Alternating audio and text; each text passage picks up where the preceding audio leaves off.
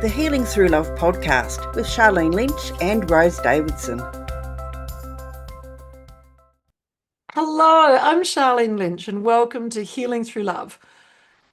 We're here to shine a light on hope, resilience, and transformation in the journey to end domestic violence. Each week, we share with you powerful stories, practical tools from survivors, advocates, and experts. Together, we create a space, a safe space for healing, inspiration, and change. I'd love to welcome to you to our very special guest today, Romilly Golding, who is from the UK, so the other side of the world.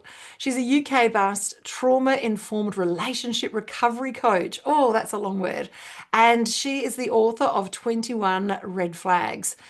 She's spotting the subtle signs of unhealthy relationships. So we're going to dive in deep today and explore what that looks like.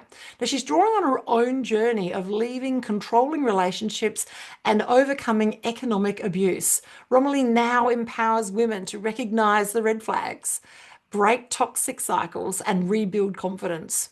Through coaching and community, she helps survivors restore self-worth, reclaim joy, and create happier futures. Hello, Romilly, and welcome. Hi, Charlene. Thanks so much for having me.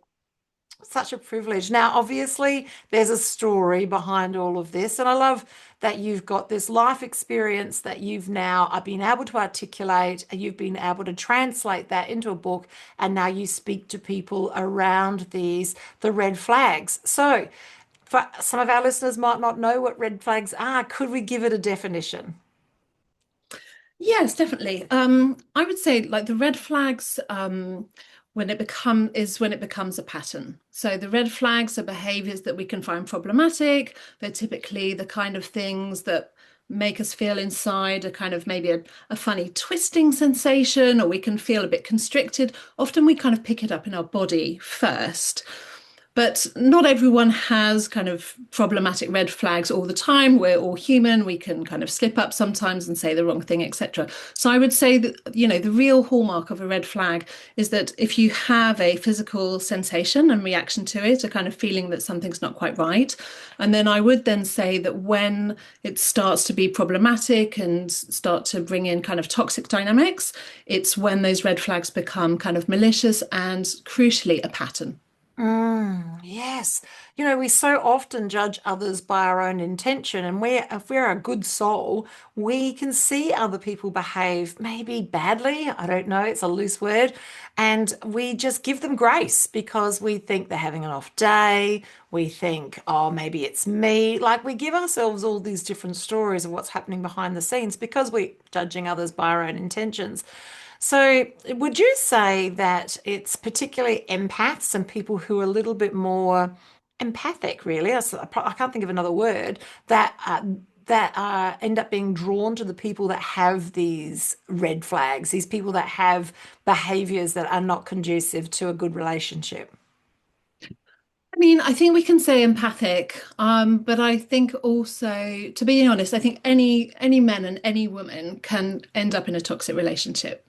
And it's not necessarily that we are an empath, etc., that we're going to attract, a narcissist. A lot of this is kind of bandied around in the last couple of years, right? Talk about empaths and narcissists and kind of attracting these toxic dynamics. I think in my journey and in a lot of the research I've done for the book as well, and kind of talking in my community of women, it comes down to a couple of things. It comes down to self-worth, it comes down to boundaries. But I would say also, as you know, on your podcast with so many experts and really strong men and women who've been in these relationships, it is also that you are kind of the emotional abuse and the coercive control is a form of psychological warfare. And however strong we might be, over time we're just ground down and we become subject to that dynamic. Let's have a look at self-worth because obviously now as a survivor myself, that was I said I had great self-worth, but come on, I didn't. I kept going back for more, and so clearly I didn't. And so, yes, it's about boundaries, but let's just talk about and unpack self-worth. How do we know? How do our listeners know if they've got solid self-worth? That if we could measure it from a scale from 1 to 10, how could we determine where our self-worth is? Yeah, I mean, I think it's also important to add that self-worth can be developed as well. So for anyone listening worried that they think they may not have a lot of self-worth, I definitely think it's like a muscle and something that we can build. I think the defining factor of having self-worth is being able to kind of check in with yourself and honor your needs and feelings, and also be able to ask for your needs to be met as well. When we're not in such a place of self-worth, that's where we let other people kind of trample over our boundaries, where we kind of self-abandon, and we let other people kind of dictate what our needs are. So I think it can be like a sliding scale. I think probably different times of our life we can kind of go up and down that scale, but it is definitely a muscle that can be built. Oh, that's reassuring to know. Okay, let's talk about boundaries. So you've interwoven that into the story of red flags, and you've just mentioned it again now. Where do they fall into place? Yeah, so I'm just going to go back to something you said before, and this is really key, I think. One of the reasons that women and men get stuck in these toxic relationships is, as you said, we often have a kind of maybe unspoken framework of what is acceptable. And I think many of us women suffer from kind of benefit of the doubt itis. And we kind of we will let things slip and we'll brush things over. And as you said before, people are having a bad day or it's a rough patch, etc. So I think that is where kind of boundaries come into play, being able to really also kind of know for yourself, what is a red line in the sand for you and what is really not okay. You've had other really excellent guests on your podcast, and I agree when they say when you're having dates or you're having interactions with new people, it is worth having a lot of space in the early kind of dating days, and also even though it might seem a little bit forced, kind of taking time after those dates or after those telephone calls just to kind of go over what was that thing he said? That was a little bit funny. That made me, kind of back to the somatics, back to the body. That made my kind of stomach twist, or that made me feel a bit constricted when he said that. So I think boundaries can go hand in hand with a kind of knowing what we want, and being able to stick to them as well. And again, I would say to anyone listening, if they think they do have poor boundaries, because I think I've definitely had poor boundaries in the past, it is something that can be learned. In my book, actually, I also have kind of every chapter is very practical, and at the end of each chapter, I have a taking action piece, and I have phrases in there that we can say. And so just practicing strong phrases, it happens in relationships, it can happen in the workplace, can just help us kind of feel more comfortable when we're setting boundaries and asserting our needs. Oh, I love it. Okay, so there's so much to unpack in that. So I know as a woman who was the receiver of family and domestic violence that yes, I thought my self-esteem was okay. In fact, others would have said that it was, but clearly it wasn't because I kept going back for more. And that I had set up these boundaries. Well, I thought I had, but in the early days of the relationships, we just the little bit of attention that they gave us, me, us, the generic us, it's hard sometimes because it feels good, and if our self-esteem, our self-worth isn't where it needs to be, those ego strokes, and we become like almost addicted to the dopamine fix of I want more of that, and we don't give it space, and also if you're with someone who's doing a little bit of love bombing as well, they don't give you space. They hurry you along in the sensation and move you forward. So I want to dive into what you said about somatics and how you feel it in the body. And how do we know where to feel this, and what does it turn up like? And is this a good sensation or a bad sensation? How do I unpack that for my body? Yeah, definitely. So I think this is really key, and also probably slightly varied for everyone. So I would say for your listeners who are interested in this, they can keep an eye out and see where it is turning up for them in their body. So in the book, I write about kind of different places where you can feel it. I would say, and you can have a think, Charlene, as I'm speaking, um, it can turn up in your gut as a kind of twisting sensation, like a lurching sensation, just something doesn't feel right. It can also feel, I've often also had it.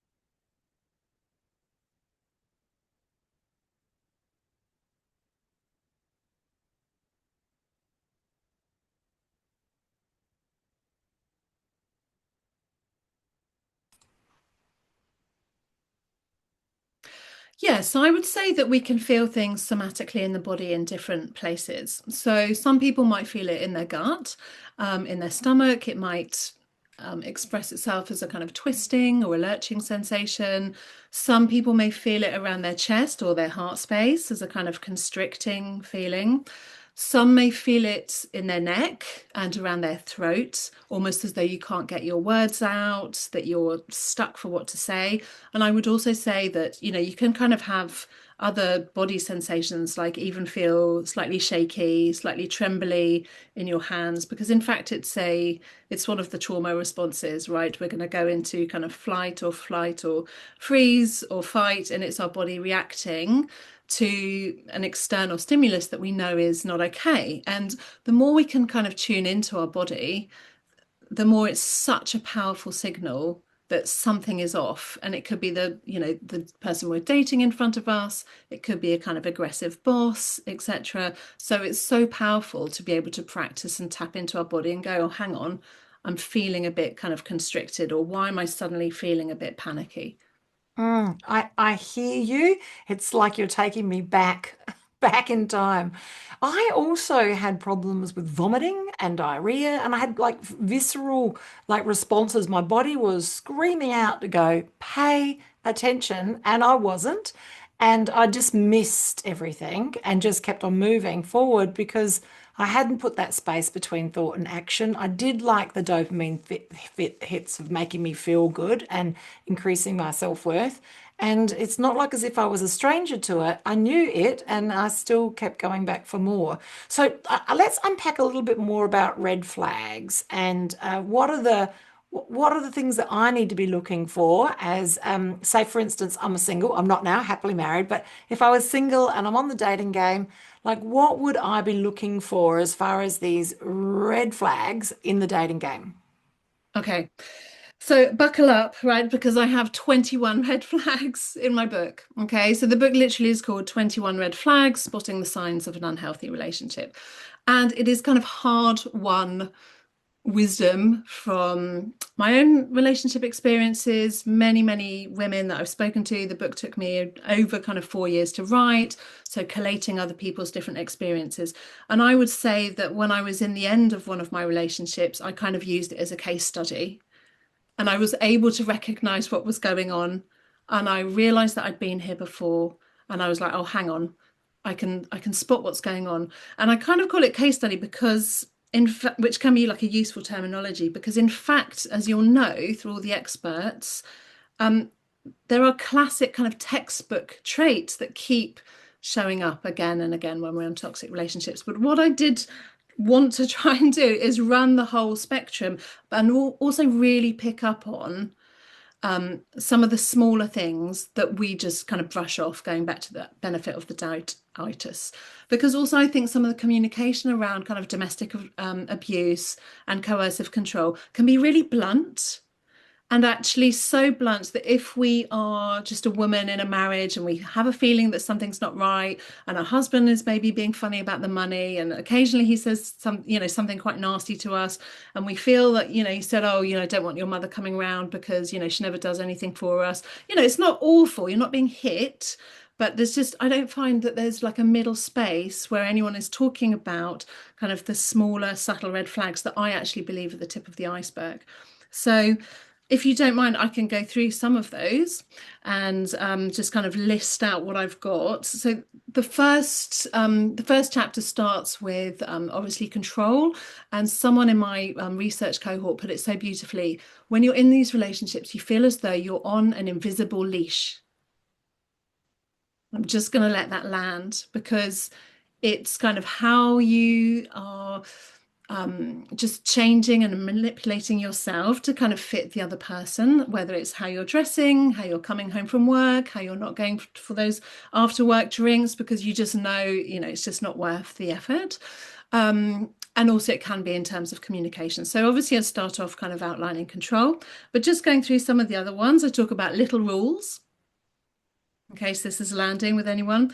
Intensity, obviously, we talk about love bombing, but I also talk about intensity when you can't get off the telephone, you're kind of not allowed to get off the telephone, late night conversations, etc.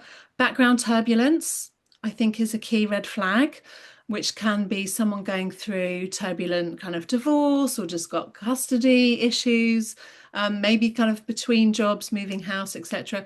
Again, I do a caveat because obviously we do all go through kind of life changes, but some background turbulence, people being dragged through courts, etc., is a red flag actually. Roller coaster of good times and bad.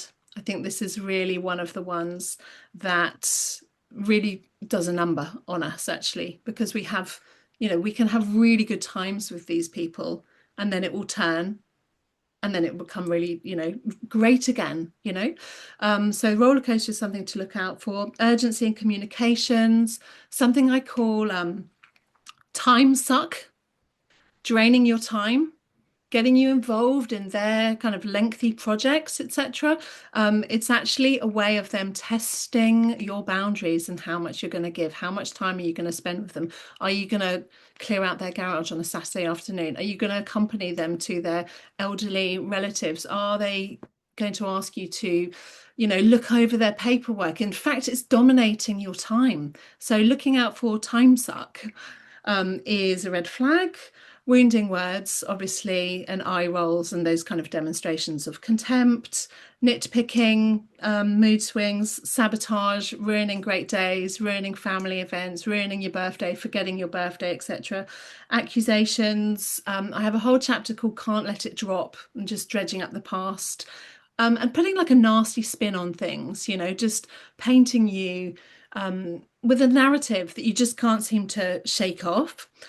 Bringing you down, isolation, that's kind of a classic one, but I would say it's not just kind of moving you away or moving for someone's job. It's kind of denigrating your friends and family, kind of rubbishing your friends, rubbishing also what you like to do.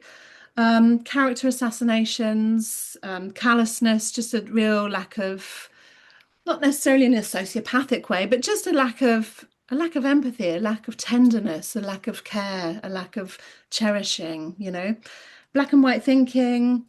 And then the last three, I've imagined quite a lot of women have gone through. Sleep sabotage, which was one that really just foxed me for a really long time. And I didn't know that I was going through it. But I think when women wake up to this, being with men who suddenly have like an early morning routine and just not letting the woman sleep or staying up really late, watching, films on their laptop next to them, not putting the headphones on, etc., not letting you rest in the car, just not letting the woman or the man actually, just get adequate rest and maybe portraying them as weak, etc. Then I talk kind of towards the end about kind of the effects on women kind of long term in terms of what I call like losing it. You're just kind of feeling foggy, bunch of mystery illnesses, plunging mental state, etc. And the final chapter is I talk about money and economic control as well. So I might have left a few out, but I don't think you've left anything out. That is huge. And I can think of a person's name next to each one of those. What does that say about my dating life? I don't know. Wow, this is powerful. Now, really, listeners, you need the book. Yep, you need the book. So we're going to put the link to the book. Is that right? Yes, thanks, Romilly, in the show description and also in the show notes as well. Because this is a book that you don't just want to read once. It's like a handbook. You want to refer to it and, give yourself a checkup from the neck up and see, is this okay? Or what am I looking at as a red flag? I love this. It's not all doom and gloom though. Once we have a better understanding of what we're up against, we can strengthen our boundaries to have better conversations. We can shift and elevate our self-worth, our self-esteem, our image of self, and we won't stand for these behaviors when we expand and also we won't be magnetically attracted to them. So I know that's quite a topical conversation, and maybe we'll leave that to another time, Romilly. Maybe we'll have you back and we'll have a chat about, magnetic relationships and how we attract them and what we can do. I love this. This has been amazing. I'm looking forward to diving in deeper and having further conversations with you. Romilly, just in closing, what would be your final words of wisdom? I would say check in with your body. It's something that I was really disconnected with my body for a really long time. I was very much in my head. I would overthink things. I'm a Virgo. I would analyze. I would dump on my friends. I think at the core is when I've learned to check in with my body and go, hang on, I'm not feeling quite right. Then I think that is the key to getting out. Yeah. Oh, another fantastic episode of Healing Through Love. Thank you for joining us. Bye for now. Thank you for joining us for this episode of Healing Through Love. You can get further resources, see the show notes, or simply reach out to us via our website at htlaustralia.org. Thanks so much for joining us, and we look forward to your company next time on the Healing Through Love podcast.